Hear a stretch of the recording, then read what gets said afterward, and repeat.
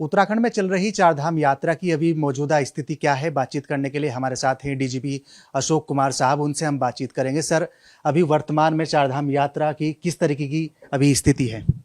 देखिए, मैं कहूँगा कि चारधाम यात्रा पूर्णतः व्यवस्थित रूप से चल रही है। शुरुआती दौर में ओपनिंग के समय जरूर थोड़ा बद्रीनाथ जी केदारनाथ जी में एक्स्ट्रा भीड़ थी। अभी सब कुछ सुव्यवस्थित है और किसी तरह की कोई समस्या नहीं है। जो भीड़ है उसको किस तरह से कंट्रोल किया जा रहा है? पंजीकरण अनिवार्य कर दिया है और इसके अलावा एनडीआरएफ की टुकड़ी भी अब उत्तराखंड में आ चुकी है। सर, अब किस तरह से उनको डिप्यूट किया जाएगा? देखिए, एनडीआरएफ की एक बटालियन ऑलरेडी गदरपुर में हेडक्वार्टर है। उसकी टीमें जून में लगनी थी। वो आपदा के दृष्टिकोण लगती हैं 4-5 जगह पे आपदा को देखते हुए, जो मानसून के अनुसार। किंतु पहले से ही हमने 2 टीमें भेज दी, एक बड़कोट और एक रुद्रप्रयाग, जिससे कोई आपातकालीन स्थिति आए तो उसमें उनका सहयोग लिया जा सके। मौत के जो आंकड़े हैं वो बढ़ते जा रहे हैं। कोऑर्डिनेशन पुलिस का अन्य विभागों के साथ कैसे चल रहा है, क्योंकि स्वास्थ्य विभाग की सबसे बड़ी जिम्मेदारी है, इसको लेकर किस तरह से आप कोऑर्डिनेट कर रहे हैं? देखिए, हमारा तो पूरा कोऑर्डिनेशन है। हमारी जहाँ जहाँ एसडीआरएफ है उसके पास खुद के पास भी इमरजेंसी मेडिसिन रहती हैं, और जो हमारी टूरिस्ट पुलिस है उसके पास भी रहती है। फिर भी लोगों को हमने बार बार रिक्वेस्ट किया है, एडवाइज किया है कि थोड़ा सा जो प्लेन से सीधा 11-12 हज़ार फुट की ऊंचाई पर आते हैं, चढ़ाई पर आते हैं, तो उसके लिए थोड़ा एक्लेमेटाइज होना जरूरी है। थोड़ा सा समय बिताएं बीच में, और थोड़ा मतलब एक दिन का गैप दे करके ऊंचाई की यात्रा करें। और दूसरा ये है कि अपनी अगर कोई बीपी या पल्स या सांस का पेशेंट है तो वो अपने साथ मेडिकल का जो है ना इंतजाम करके लाएं। डॉक्टर से बात करके दवाइयाँ वगैरह जरूर रखें, सॉर्बिट्रेट वगैरह जरूर रखें। वैसे हेल्थ विभाग ने अपने टीमें लगाई हैं, तो मुझे विश्वास है कि जो है इसमें और बेहतर होगी स्थिति। सर, आप क्या मानते हैं, क्योंकि पूर्व में जब चारधाम यात्रा का संचालन होता था तो इतने आंकड़े मौत के नहीं है, लेकिन इस बार तो अभी 8 ही दिन यात्रा के संचालन को हुए हैं, बड़ी संख्या में मौतें अब हो रही हैं, आंकड़े बढ़ते जा रहे हैं। चिंताजनक स्थिति जरूर है, क्योंकि पूरी पुलिस के साथ पास में ही सबसे ज़्यादा प्रेशर है। अगर भीड़ को कंट्रोल करना है तो पुलिस सबसे आगे है।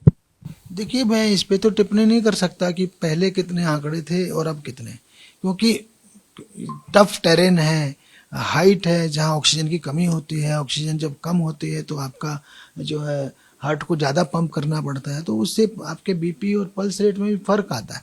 तो ये सारी चीज़ें, उससे ऐसा नहीं है कि मतलब जो भी थोड़े से भी इन प्रॉब्लम एरिया के होते हैं, एजेड लोग होते हैं जिनको बीपी और पल्स की प्रॉब्लम होती है, तो पूर्व में भी कैजुअलिटी होती रही है। किंतु क्या उसका कंपेरेटिव फिगर्स हैं और क्या इस साल बहुत ज़्यादा तो नहीं है, ये तो हेल्थ विभाग बता पाएगा। हम अपनी ओर से पूरी तरह से प्रयास कर रहे हैं लोगों को जागरूक करने का भी, और जितना संभव हो सके पूरे रूट पे हमारी एसडीआरएफ की फैली हुई है, जिससे कि उनको समय से हम मेडिकल सहायता पहुंचा सकें। इसका भी पूरा प्रयास कर रहे हैं। सर, अब जैसे आप लगातार चारधाम यात्रा की मॉनिटरिंग कर रहे हैं, जो जितने भी अधिकारी हैं उनके साथ में बातचीत करते हैं, एसडीआरएफ हो, स्थानीय पुलिस बल हो या फिर एनडीआरएफ, अब तमाम एनडीआरएफ भी आपके काम में इसमें जुटेगी, तो किस तरह से अब जो फोर्स की तैनाती है, क्योंकि अब दिक्कतें बढ़ने लगी हैं, मौत के आंकड़े बढ़ रहे हैं, चुनौती सरकार शासन के सामने है, पुलिस डिपार्टमेंट के सामने है, तो उसको कैसे निपटने की तैयारी है? देखिए, जैसा मैंने कहा कि हमारी ओर से पूरी 100% तैयारी है। सभी कुछ व्यवस्थित है। नंबर्स लिमिटेड हो गए हैं, उससे और थोड़ा बेहतर होगा मेरे हिसाब से। व्यवस्था हर जगह बेहतर होगी, क्योंकि शुरुआती दौर में जैसे जो 5 तारीख को केदारनाथ गए तो सबको रुकने के लिए भी प्रॉब्लम था। 15,000 की भीड़, तो इतनी रुकने की व्यवस्था नहीं है। रोज 15,000 जाता तो उसमें से आधा वापिस आ जाता है, तो उस दिन तो रुकना था क्योंकि द्वार ही 6 तारीख को खुले। तो वो उस तरह की समस्या मेरे इस विचार से अब दोबारा नहीं आएगी। ये मेरी अपनी सोच है, और बाकी अपनी ओर से मेरे के विचार से सभी विभाग प्रयास कर रहे हैं। और जैसा मैंने कहा, कंपेरेटिव फिगर्स जो आंकड़ा जो बढ़ रहा है उसका एग्जैक्ट डिटेल निकालना पड़ेगा, वो उसके बाद ही मैं उस पर और चर्चा कर पाऊंगा। सर, पंजीकरण को अनिवार्य करना, फिर उसके बाद में कुछ सख्ती ऐसी आपके माध्यम से बढ़ती जाए ताकि कुछ ये भीड़ कंट्रोल हो, तमाम जो दिक्कतें यात्रियों को झेलनी पड़ी ये ना हो। आप पुलिस विभाग के मुखिया हैं सर, किस तरह से आप लोगों से अपील करेंगे? देखिए, पिछले 2 दिन में जब से सरकार की ओर से मैसेज गया है कि रजिस्ट्रेशन के बिना नहीं जाने दिया जाएगा, तो काफ़ी फर्क आया। लोग स्वयं नहीं आ रहे हैं और वो रजिस्ट्रेशन कराएंगे। जैसा मैंने अपील भी की है कि अगर आपको इस हफ्ते का रजिस्ट्रेशन नहीं मिल रहा तो उससे अगले का मिलेगा, मई का नहीं मिला तो जून का मिलेगा। जून में पूरा हो जाए तो आप सितंबर अक्टूबर में भी बहुत अच्छी यात्रा चलती है, जुलाई अगस्त को जरूर हल्की चलती है क्योंकि बारिश हो जाती है, पर सितंबर अक्टूबर में पूरा भर के यात्रा चलती है और वो पूरा स्लॉट खाली है। तो आप लोग को यात्रा जरूर करने को मिलेगी। मेरी यही अपील है कि रजिस्ट्रेशन जरूर करा करके आएँ और थोड़ा समय दे करके आएँ।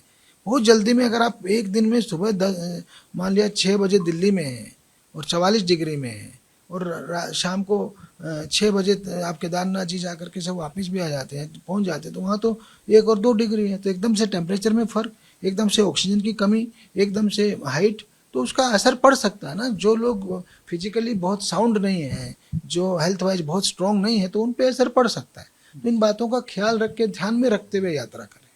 बिल्कुल, चलिए बहुत बहुत धन्यवाद। हमारे साथ में डीजीपी अशोक कुमार जी थे, जो बता रहे हैं कि चार धाम यात्रा की बड़े पैमाने पर शुरुआत तो हुई है, लेकिन जो मौत के आंकड़े हैं वो भी चिंताजनक है और लोगों से भी उनकी अपील है कि कम से कम रजिस्ट्रेशन कराकर ही उत्तराखंड के चार धामों में यात्री दर्शन करें। अपने सहयोगी कैमरा पर्सन निशांत चौहान के साथ विनोद कुमार, एबीपी गंगा, देहरादून।